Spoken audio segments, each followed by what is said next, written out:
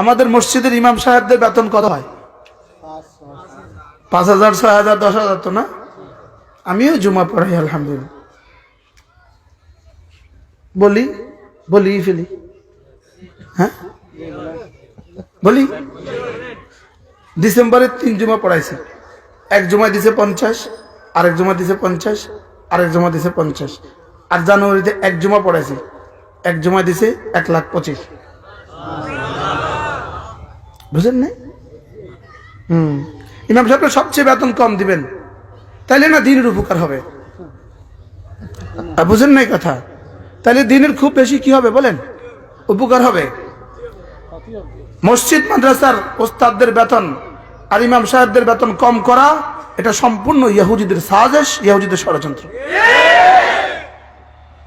মোহতামিম সাহেব যদি কেউ থাকেন, আপনি আপনার ওস্তাদদের বেতন বাড়িয়ে দিবেন। যদি মসজিদের সভাপতি থাকেন, ইমাম সাহেবের বেতন বাড়িয়ে দিবেন। আর ভাববেন আমি যদি ইমামের বেতন দেই, শুধু ইমামের বেতন দেখে দেখে এই সমাজের হাজারো মানুষ তার বাচ্চাকে কোরআন কারীম পড়াবে। আমিও আমারটা বলেছি এই জন্য। বুঝেন নাই কথা? আমি আমারটা বলছি কোন জন্য বলেন? এই জন্য বলছি।